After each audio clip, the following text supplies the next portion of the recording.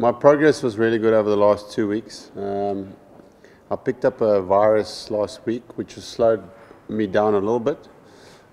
So right now where we stand is trying to get to practice today and see how it feels. I practiced yesterday with it and there was still a bit of pain in my back. And obviously, as when the professionals said that there's pain with the disc, it's still a little bit dangerous.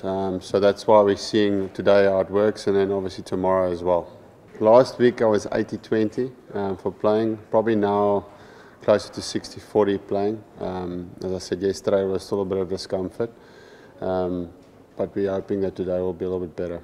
That will be obviously discussed after today's practice, and the selectors will get together with the coach and decide who they think is the best guy to obviously stand in in a one-off test match. It's new, unknown territory for all of us. Obviously, as you said, we played one already, but this is 4-day cricket. So I suppose it makes it even more room for the unknown and thinking out the box and trying to make sure that you can outsmart and out-tactic the opposition. So definitely, if there's an opportunity to do that, to do it. We had an opportunity to play against Zimbabwe, whether it was pink or red, just to get some test cricket in again. It's going to be a nice challenge for us to get ourselves running again, because we've got a jam-packed season coming up for obviously India and Australia. So this will be a nice test for us to get back into the swing of things. The great thing for Zimbabwe cricket is the fact that they've got some senior players back into their team.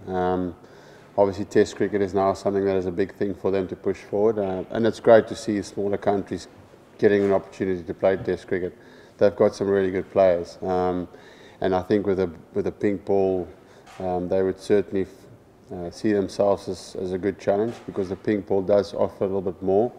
Obviously, conditions like PE, it's a little bit slower than it would be up north, so that would be more to the conditions that they play in Zimbabwe. So I think they'll be slightly positive looking forward to, which will be also a really good test for them. Dale, Vernon, Mornay, everyone's come back of injuries, so it's important now we get them back into playing cricket. Also Dale, in terms of the amount of overs that he's bowled leading up to the first test, I think it's important to assess how ready he is to bowl at full intensity where we want him to be.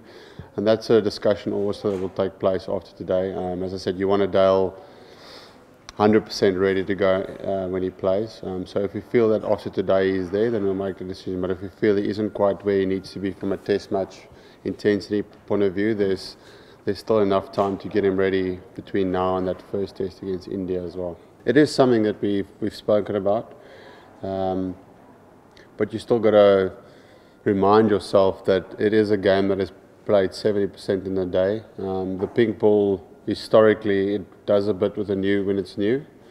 Then it gets a bit softer, it gets nice, easier to bat. Even if there is a little bit grass like you see that there is there, it does get easier for batting. And then obviously at night the ball does tend to swing and nip around a little bit more. So a majority of the game is still played on a decent, good batting conditions. So, and especially because it's in PE, your spinner does play a role. So our thinking is that we still need a spinner. We're preparing for a big summer that's ahead, and as I said to him, that this is a stepping stone towards that.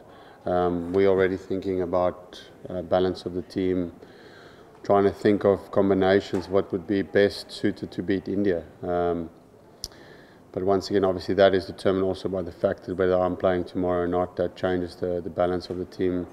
But there's definitely a lot of planning and already in my head thinking going towards India.